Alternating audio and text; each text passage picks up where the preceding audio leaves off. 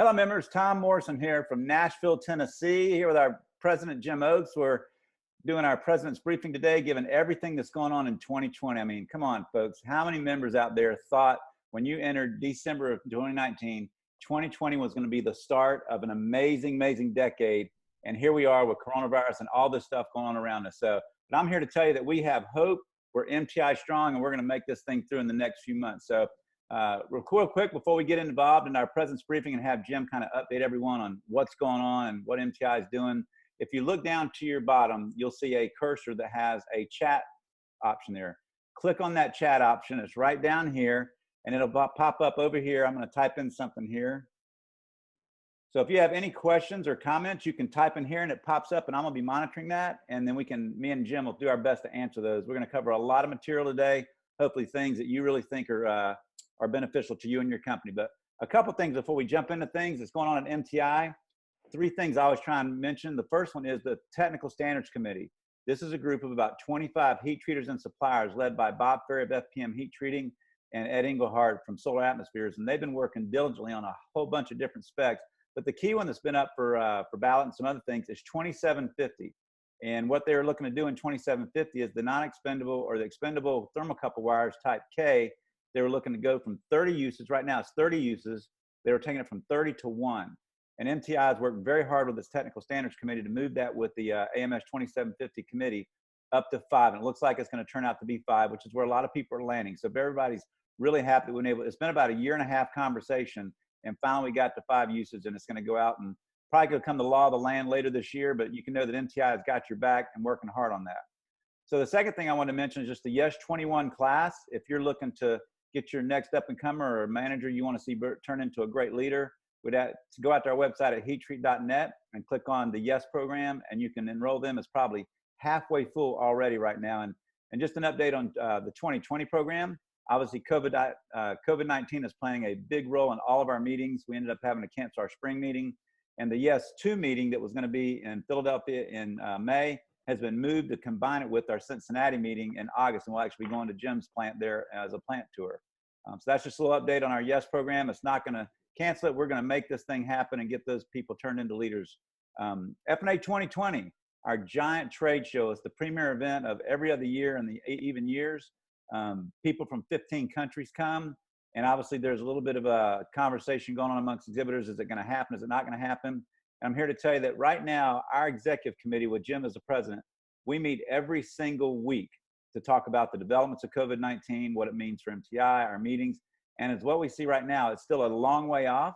And so what we're doing is we're monitoring the development. So at any point in time we have to make adjustments, we will.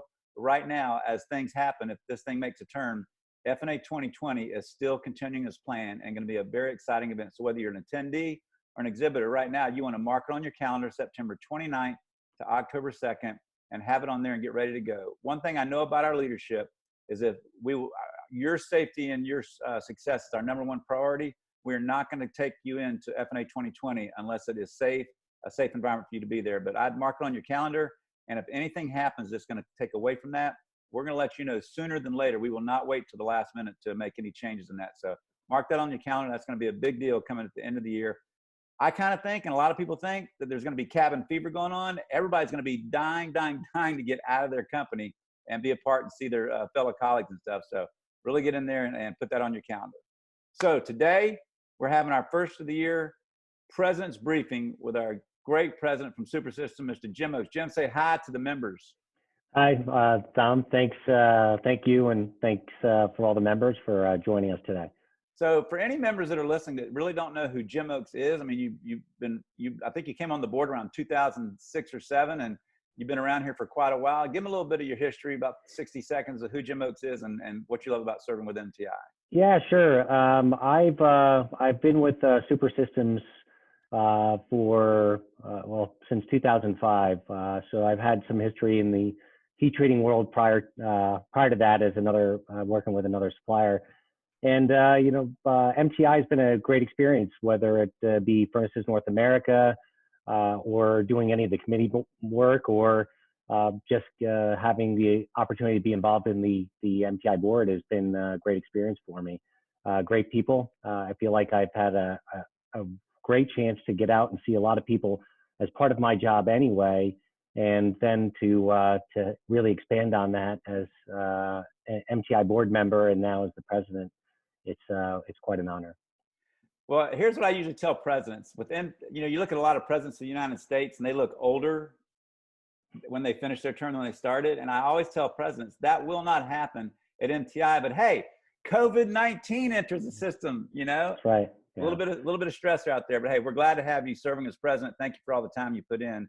One quick thing I want to ask you before we get going. I know there's some breaking news out there that just hit the streams on NADCAP and how they're dealing with the COVID-19. And I know you said you had that information. So what's going on? Yeah, a couple of things, Tom. First of all, I wanted to thank Bob Ferry and Ed Engelhardt for what they're doing, and the rest of the committee when it comes to the technical standards.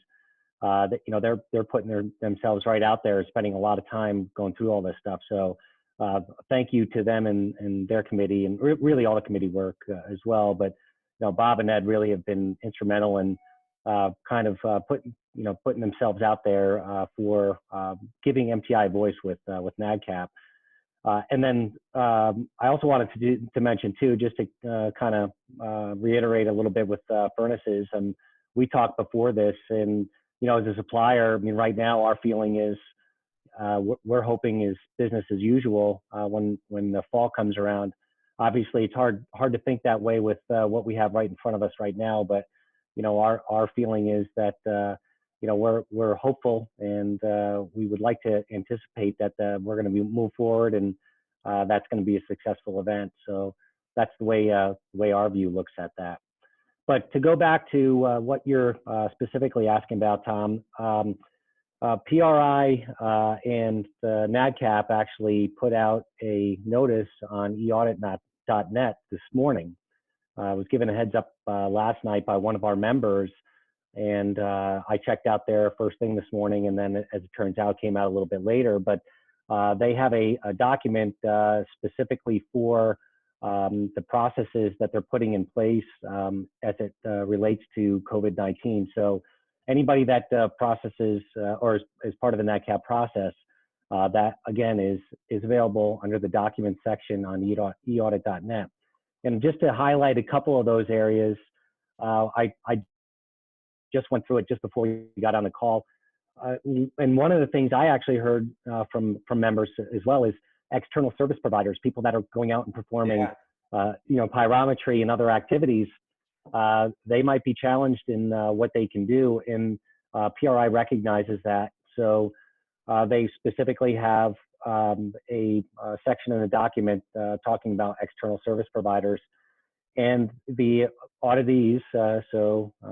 Any one of us from a heat treater standpoint should perform analysis of their own systems to determine where issues in external service providers may arise, so proactive measures can be taken part of the audit. So they're expecting the auditees to get with subscribers to find out what would happen in the situation where you had some deviation. So they kind of want you to do some proactive planning in the event that would occur, and work with the subscribers. The other thing is that, again, it's not all of it, but just talking about the quality management systems, they recognize that you have to have a quality management system, and then some of your suppliers have to have quality management systems, all which will be impacted. So they reference 17025 accreditation and other quality systems.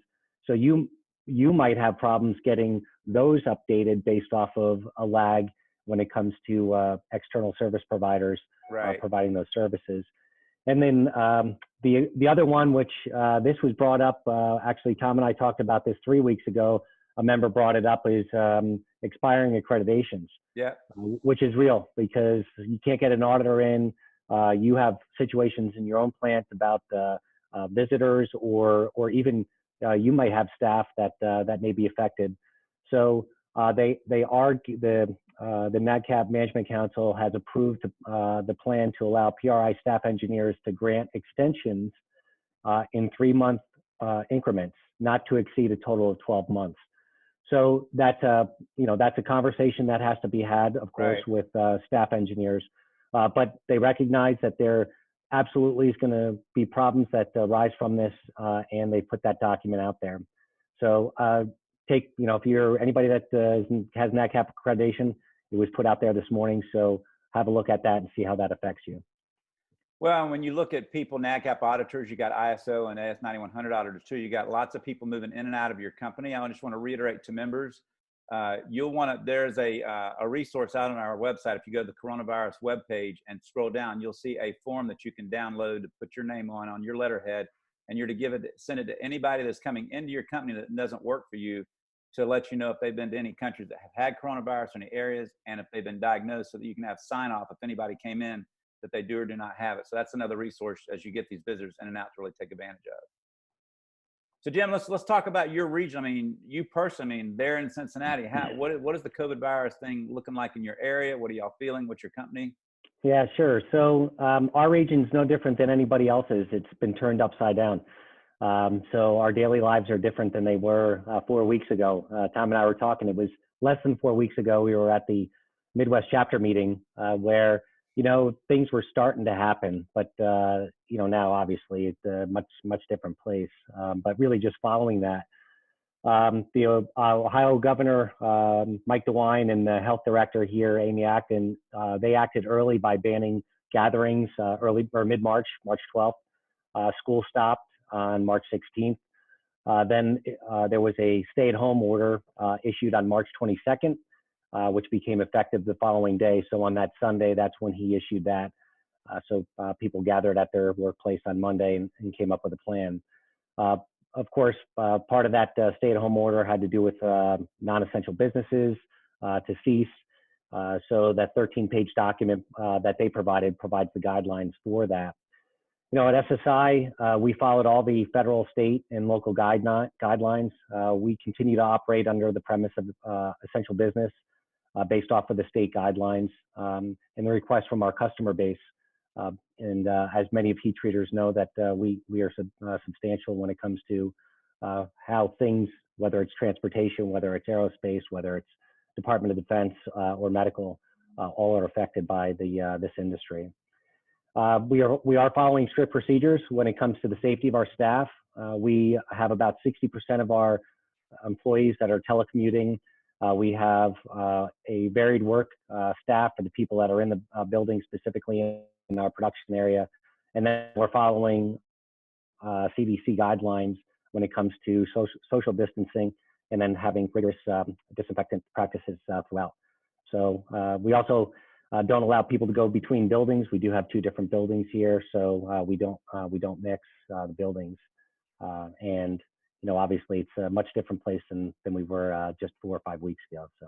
So what's it going to be like to go into the other building when all this is over and see the other part of your staff you haven't seen in weeks? Well, it's going to be lots of gray hair, long gray hair is what I suspect. So right. So is it a crazy feeling to like know there's people over there and you see them all the time, but now you're not going to see them for weeks? Well, I get it, kind of talking a little bit about the kind of the positive things, or how do you keep it positive around things, which, was one of the topics a little bit later. But I try to do things through video, whether it's using Skype or Teams or GoToMeeting, present, it's a very personal environment here where right. we talk to people. And I think that personalization of picking up the phone or picking up a Skype, not just sending them an email, not just talking on the phone, actually using the video to communicate certainly helps. That, not with everybody, because there's certainly people over there that don't have access to the technology, but right. But anybody else, on our remote offices, absolutely. I mean, the video conferencing provides that interaction. I think that we missed today. Right. It's going to obviously it's going to continue to go on for a whole nother month at least here in Ohio. So it's important to keep that. That's a very positive aspect. That's how you keep things positive. So awesome. Well, I think the key to moving, one of the biggest keys that we'll talk about later in one of our top 10 things, is access to good real-time information that can help you as a member make really good choices quickly. And I appreciate we can see Joanna Lisa, one of our great members out in Continental Heat Treating out west, has posted where NADCAP's emergency procedures can be found. So make sure you check that out on the chat box there, and you can get to that if you're NADCAP certified. And another great Another great resource we're going to be putting up today is we're kind of partnered with NAM through the Council of Manufacturing Associations, and they have a state group that puts together all the different restrictions that are for every single state and keep it updated in real time. So we're going to be posting that today. So you're at odds or confused what yours are, by the end of the day, you'll be able to go out to our coronavirus website and be able to download that so you can see what's going on in your state. So Jim, I know one of the biggest things members talking about information, one of the number one questions I know you get and I get when people talk to us is, Jim, what are other members doing? How are they responding? What are they seeing? And lo and behold, we came up with a list of 4 to 5 key questions that we have posted and members have been filling out. We got great response to that. And I guess I'm going to share my screen because I know we've got some charts to show. And you kind of tell members what you're hearing from members on these charts. Yeah, sure, Tom. I mean, Intel is critical to making sound business decisions, right? Everybody knows that. And we're fortunate to have great relationships with our other MTI members. In communication's key, but one of the nice things about this, which the screenshot that Tom is showing that shows all these statistics, is this is getting a good pulse of the entire membership. It's not just the people you know that are members. It's the people that as collectively as a whole. And I know that every conversation that I've had with other members, whether it's our members or just other customers that we have, all this information is things that I felt I wanted to know what other people were doing or what they were hearing or the situation that they were in, whether it was labor related or customer related or just business in general. So we put together these I guess key business statistics that we were looking for, as Tom has on here, trying to identify where people are operating. And the first one, what level is your heat treat plant currently operating at? So you can see we had everywhere from totally shut down to full operations. This was the one 2 weeks ago too, right? Is that correct, Tom? No, this is the one that's just as of today. Just out. Okay, all right. But so if you want to look at it, I don't know if you remember, but this has not changed very much from 10 days ago to today. So it's a good sign, at least as right now, that 61% of our members are still at full operation. That's a good thing. And 23% or 50%. So almost 85% of our members are still relatively pushing along at 50% or greater. And less than 25% are, about 15% are under that.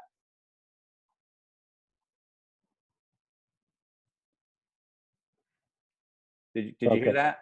Yeah, you broke up a little bit there, Tom. Oh, I was just kind of breaking down here just to make the point to our members that, we haven't seen a big decrease in business the last 10 days, but we're going to be doing this every 2 weeks all the way through June, just to give members a pulse. And we'll be posting out on the website every 2 weeks so members can see this is the true barometer right here, is what level of operations are people operating at. So this will be every 2 weeks, you'll see this. So we ask members, when you get this survey, it only takes one click it and let us know what your operation capacity is so that we can keep members in the loop of how this is changing.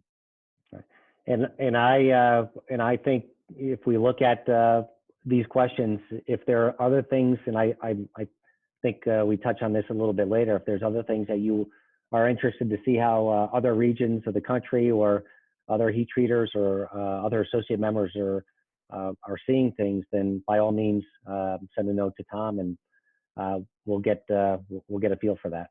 Yeah, I'm actually going to post that on our open forum tonight, so members will get it tomorrow morning. If there is any questions that they would like to see, to please post them to us, and we'll look at seeing how we can interject them into our questions system. Yeah. But you can definitely see here, you're looking at how we manage staff.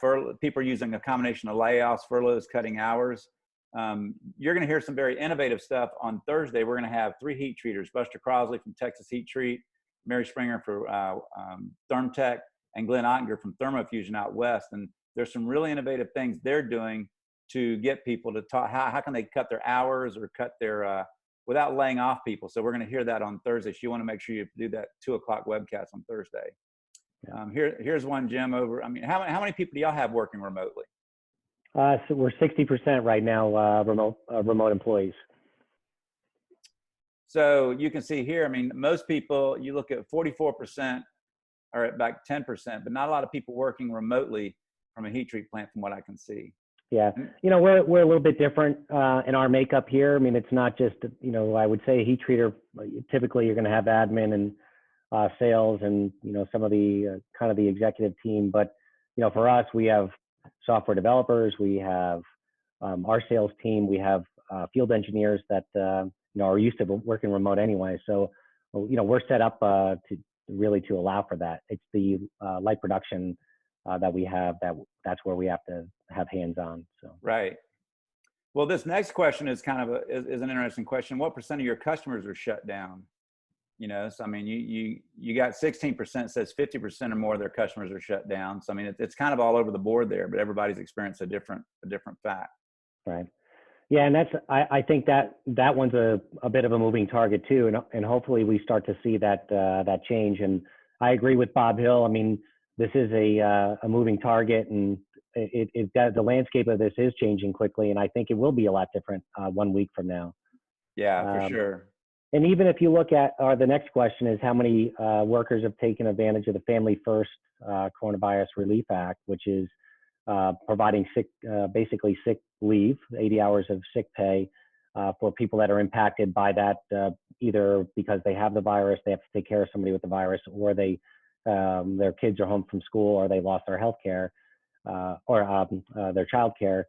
So all of those are critical. So that's a moving target as well, because Absolutely. Next week you could have something that unfortunately impacts the plant based off somebody getting it, et cetera, et cetera. So we'll probably keep all those questions on there and do them each. And I agree with Bob and you. I think what we're going to do is today we're going to change it to weekly. So every Friday that survey will go out just to keep a good barometer and see so members can see how things are changing quickly. Right. And thank you for all those who have participated. I mean, we've tried to make it really short, so you can go in there. I think people are being surveyed to death and webinared to death right now, but intel information is very valuable. So the more you put into it, the more we'll get out of it. So, in a moment like this, leadership is everything. And I know you and I and the other two executive committee members, three, have been meeting every single week, and the board's already had a board call to go over some certain issues. So talk about from a leader standpoint of MTI. So members have a real feel that MTI's leadership is serious and on top of this whole crisis. Well, yeah, I think as soon as this whole thing happened, of course, what is closest to us was a spring meeting, right? So had to make a decision with that. Then, we have to look at things like dues and how our members are going to be impacted. So we've been on the phone constantly, and I can say that Jamie Jones, Don Hendry, Jim Orr, myself, Tom, we're getting used to this, to the Zoom environment, and we have some fun with it, and we come up with interesting costumes when we start these things sometimes. But in all seriousness, it is something that we don't take lightly, and we recognize that what we can do now is provide our members with information. So we're gathering that, we're asking ourselves and using our reaches out to other people to find out what it is that people need, and then we just want to do right for the membership. So in that comment, in that vein, so I know you and I talked about, we wanted to really deliver 10 things today that members need to really pay attention to. And this is being recorded, so if you can't get them all down, you can come back and rewatch. It'll be posted by tonight. But there's 10 things that we kind of chatted about that members really need to be focused on to get through this thing. So I guess I want to just turn it to you. I know we got a list, and we'll just kind of chat about those. So I'll let you kind of take the lead and move through those things. Yeah. So the first one is, there are probably people on this call that I've talked to, because I just picked up the phone and called, different members of MTI just to see how they were doing, to see what they're feeling. And likewise, I got those same phone calls as well, just to talk through things and brainstorm. So staying connected is huge. Some of that, I know many of the members are touching base with their customers. I mean, that's important. You got to get a feel for what the pulse is out there amongst everybody else. But I think that's the power of this organization, is through those relationships that you have. So you develop these through national meetings and chapter meetings, Furnaces North America, the YES program. So we've created this network of individuals that that can help us. So staying connected is huge. I mean, that's the experience that you would get or somebody else experience. You might not see or might not be feeling that today, but that could come back and provide you with great insight. So I think it's huge. Right. You know, I use the example of Mary Springer. She posted a question. I think it was the MTI forum, and I think I responded back via email. So it was back and forth. And she said, "Well, we're not letting people go between buildings." And it's like, so. Yeah. So I think another thing that we've got on our list that I think is really powerful for members to do is to rally your teams, whether it's weekly or every other day, because there's a lot of uncertainty going on in their minds. Are you going to be in business? What's going on? Are y'all going to take care of us? So kind of what's your thoughts on? Yeah, so that communication is key because honestly, if you think about what we have in the media right now, it's gloom and doom. Well, there's some good stuff, I guess, every once in a while. But so you know, if you could give some hope out there, something positive, or just communicate with them, let them know what's going on. Right. Because all they're hearing about is the millions of people that are filing for unemployment and this, that, and the other thing. We're doing everything that we can to retain our employees. Let them know that. Provide that information. What are we doing to keep them safe? Safety is critical for your employees. So that is what we've done. Steve Thompson's done a great job just communicating out a couple times a week, letting everybody know where we're at, what we're thinking. And again, I go back to touch base with your team every opportunity that you get. Obviously, social distancing is important. For us, it's for the 60% of the people that are telecommuting, make it personal. Use video conferencing because that of course you can add a personal touch there, and in a lot of cases it's going to be positive. Would you say that being fairly transparent, like every week when they get these data points from MTI to sit down with your team on video or whatever and show them what's going on? Because if you're at 50% and you see a lot of other members are at 25%, at least gives a baseline. Okay, maybe bad, but we're doing okay. Yeah, I think you have to temper that a little bit, and I say that specifically to our case, just because we're a little bit different animal than a commercial heat treater. So some of those numbers are a little bit different, but then again, what you're seeing out on the media is very different than what we're seeing as well. So I think just communicating. I mean, the data is great, and I think that there's definitely some things in there that are really, really important that you can share and should share. Right. You just have to make sure it fits. Yeah, if it fits them all, for sure. Yeah. So what do you think members should be thinking about, like in this moment, for what's next? Because I'm a big believer in that you shouldn't wait till the COVID-19 thing, the restrictions are lifted, everything's over. Now you go, okay, what do we do? Are you feeling like you should be starting to have those discussions now so you can really quickly get back into where you were before it started? Yeah, I think, I tell you, it wasn't that long ago that this didn't start. So, unfortunately, it seems like a very long time ago, but, we have an opportunity now to make sure that we have employees trained. We can take advantage of some of the things that we wanted to get done. There's definitely some projects that we had in place where people were constantly being sidetracked with the daily grind, where we're able to focus on. And so we're able to take advantage of some of that. And I think that, I think other people are as well. I mean, we trained our employees to death last 2 weeks. Right. Just going through it. And it's everything from product specific to metallurgy to common heat treat, atmosphere issues, and all of these things that you would have everybody in the organization that might be working on a product or whatever we're trying to engage them. It's no different than the opportunities that you have. Take that one individual that you have, maybe that's that shining star that you could see really going far within the organization. Teach them the quality system. Teach them about NADCAP or CQI-9 or something that only the quality manager really has in their grasp. Let them understand what those quality systems are about, because that should be ingrained throughout the entire facility. So there's definitely some things there that are important. Pyrometry, it's a top number of findings in NADCAP audits. So maybe better education across the board Mm-hmm. So people can identify those. So that's what you can do right now. And just have to be thinking, okay, where are we going to be in that June, July timeframe where we're, plants are starting up, things are happening, be ready for that to occur. So. Right. That's awesome comment. So one of our good members in Cincinnati, Mike Rackling, just asked, what do you do? How are you handling members or customers that pick their parts up? And I know just from a small standpoint, it was only paint, but when we bought some paint to paint our house or paint a room in our house, we went to the Sherwin-Williams paint store and we had to text the guy when we got there. He came out, dropped the paint off in the door and shut and locked it. And, we had to go get the paint and put it in your door. So I think it depends upon your operation, the size of the parts.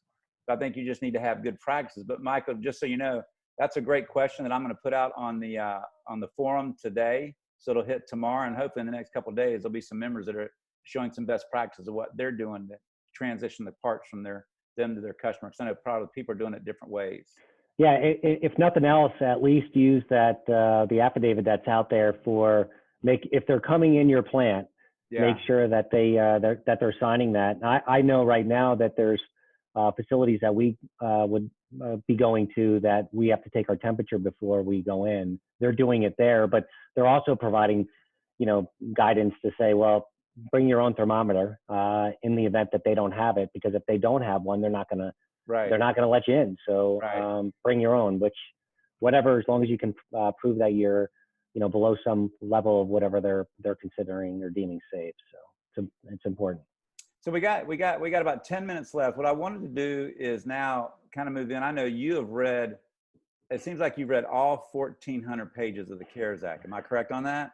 No, I've been dreaming about it. So, but I know you've studied that and been on a lot of NAM seminars and some other things. So I know you had some good takeaways from that members might not be thinking about. So I wanted to give you an opportunity to share some things you feel like members might want to keep in touch with on that. Sure. So there, the two pieces of legislation that were passed was the Family First Coronavirus Relief Act, the FFRCA, which is providing employees with 80 hours of paid sick time with very specific requirements on how you can take that. And that doesn't have to be continuous. It can be discontinuous because of being a caregiver or telecommuting.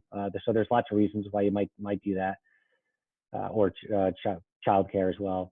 And then, of course, that is also an extension of FMLA. So those two are very important because there's a lot of people that are affected by it. And it's a big part of this is really taking care of kids that we've had experience. I mean, we've been fortunate that nobody's been exposed to the coronavirus, so we haven't had anybody taking off specifically for that. I'm sure there's members that have. So that's the one piece. And then President Trump signed into law the Coronavirus Aid and Relief and Economic Security Act, which is the CARES Act, on March 27th.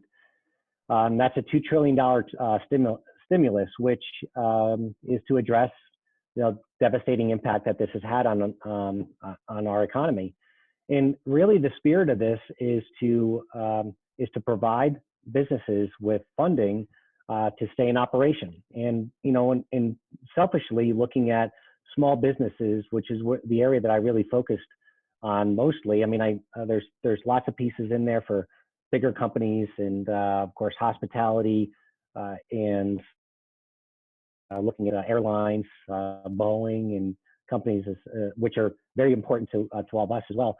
But from a business standpoint, the CARES Act has the Paycheck Protection Act, which provides funding through the Small Business Association, through the SBA loans that give you an opportunity to use your calculated cost based off your average monthly payroll times 2.5 times to help you with payroll protection over an 8-week period.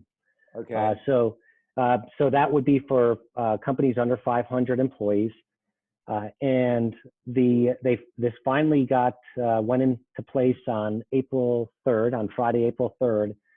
So any bank that is a small business SBA loan lender is set up, or I should say set up. I will use quotes on that because they're eligible for that the lending process. So it's done through the commercial banks, and there's a lot of incentive for the commercial banks to do this because there's lots of money for them to make. Right. So it's real. I mean, if you haven't talked to your banker, and you feel that your business is going to be impacted, and you have under 500 employees, you absolutely need to look into this. If you have, there's a whole stipulation in there about making sure you maintain current number of employees, based off of that. If you haven't, that's okay. So if you did lay some people off, your forgiveness on this loan, so forgiveness, which basically means this loan could potentially be a grant based off of a number of parameters. But if you maintain the number of employees for that particular time frame for payroll, that loan is forgiven. Right. So that's whether you like it or not, you're going to be impacted somehow. I don't care if it's delayed payments, if it's there's no customers right now, whatever it might be. Everybody's going to be affected by this. Well, and I've read where you have to get in now because there's a cap on the funding. So once the funding runs out, if they don't approve anymore, then you can be stuck on the outside. And just because you're one of the companies that's not being impacted now doesn't say it won't be 3 months from now. That's right. There's 300 million small businesses in the United States, and you can get up to $10 million per business. And there's only $350 billion that's available in this program. Right. So so don't wait. Get in line. Talk to your banker. If you don't have a banker, it doesn't matter. I would advise, and this is based off of what I'm hearing, and I've heard it from multiple sources, that the local community banks are the ones that are processing these loans quicker. So the bigger ones, they're going through all the compliance, and they're probably setting up an automated process.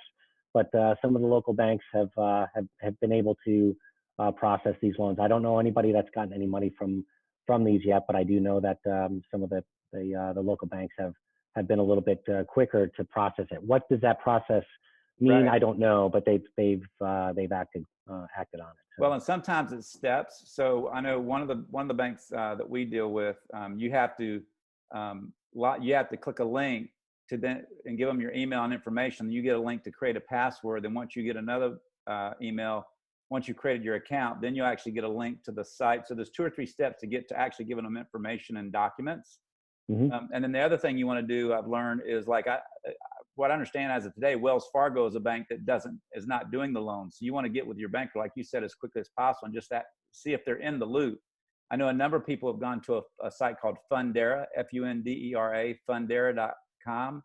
And they're an online bank that's doing these. They're a qualified bank. A couple of my friends have done it. And so just because you're in a bank that doesn't do it doesn't mean, or like Bank of America for a while was saying, we're not going to give you a SBA loan unless you've done a loan with us in the past, even if you have accounts with them. Now they've come back on that, and now they've opened it up, but you just need to get with the banks to find out, are you in the game? Can I apply through you? And what's the process? Because not everybody's doing it, and some are taking longer than others, like you said. So I'm with you, Jim. For every member on this call, spread the word.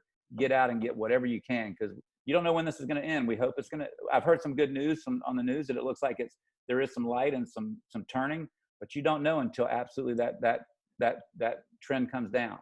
Yep, absolutely, no doubt about it.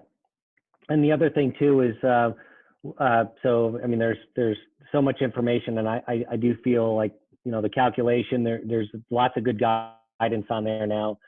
When it first came on March 27th, when that whole weekend, just trying to figure out navigate the law itself, but there's a whole bunch of things that came out after it, providing guidance, and it's the same thing with the FFCRA as well. So there's lots more guidance on that, and so there's not to discount that either, because there's tax credits, and you just need to make sure you dot your I's and cross your T's. So there's benefits of that, and then there's the emergency injury EIDL loan as well. So there's other avenues that are in the CARES Act for avenues for capital. So yeah, you should definitely take advantage of all those.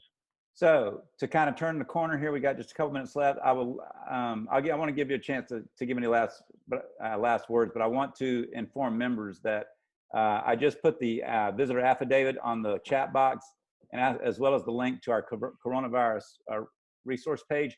I want to encourage members, you need to go to that site every single day. There's new resources. Everything that we've talked about is on that site somewhere. There's either a webcast that explains it. The newest thing went on yesterday, which is an hour and 40-minute webinar by Witham Inc., Witham Advisors. They're the CPA firm that does all of MTI's accounting and auditing and books. And they are they're a national firm. And one of our members, Bob Ferry from FPM, said that 1 hour and 40 minutes was so informative on the CARES Act and all the different things that Jim has talked about. So if you and your ownership and leadership has not done that, you want to go to our coronavirus page and click on that. You can watch it right on the page, and even the slides are on there. But a link that's even farther than that is Witham does webinars probably every other week on different phases of what's coming out of COVID-19 from an accounting and business standpoint. We've got a link there to all their webinars that you can watch on everything you could ever imagine regarding this issue. So MTI is, like I said, trying to push in the information you need in real time so that you can make really good decisions and come out the end of the tunnel. Because here's what I know, Jim, just like the 2009 crisis, we may lose some heat treaters in this because they just don't have the wherewithal to make it. But coming out of this, the ones that come out of this and fight to get to the other end of the tunnel in this crisis is going to win big, because there could be less people doing more business. And I'm one of those believers that think that we're going to see business come back fast, because people have cabin fever. Once they get their money back and they get jobs back, it's going to begin to build fast to back where we were. So I really want to encourage members, go to our website every day and hit that coronavirus page and look for our emails and our check-ins so that you can be a part of getting the information you need. So that said, I want to give you a chance to just, as president, man, what do you think and what do you want to say to the members lastly? Well, first, what I want to give one positive insight into this disaster that we're in. So of course colleges are closed. So my son is a freshman, and my son happens to be a guitar student for studying jazz guitar. So all of you out there probably don't get live jazz music every night. I do. That's so there's awesome. so there's one positive. Of course, I have to sit outside of his room because that's just the way it is with him. But still, I do have live music. So, but in all seriousness, it's right now. There's a lot of things that to be concerned about. Whether it's the health, the safety, the economy. We just try to maintain a positive work environment. And if there's anything that MTI can provide any of the members, I mean, that's what this organization is here for. So let myself know, let Tom know, let any of the board members know, and we'll do our best to provide the resources to bring to bring us all back strong once we get through this tough time. Well, you know what, Jim, on an ending note, I had someone ask me this week, Tom, do you think anyone's going to actually come to furnaces this year with the COVID? And I'm like, if it ends, it's going to be record attendance. And the reason is because they've been with their kids for 8 months. Yeah. They're going to leave house. They're leaving home. So I know it's going to be a great turnout. So, but Jim, thank you so much for your time and your leadership through this incredible time that we're going through as an industry. And members, thank you for being a part of the show and being a part of being MTI Strong. And anything you need from us, you email me personally, you email our team, go to our website, and go to our discussion forums on MTI. If you log into the MTI page and look in the box to the right, it says the Get Connected. It says Post a Discussion. Click that and post out whatever comments or feedback you need from other members. It's the most powerful thing. And one of the things you do, there's an app called MTI Connect that you can get here on the phone that you can post things right from your phone. So whatever you need, you call us. Our #1 priority is your safety and your success. So Jim, thank you very much. Members, thank you for tuning in. Y'all have a great week.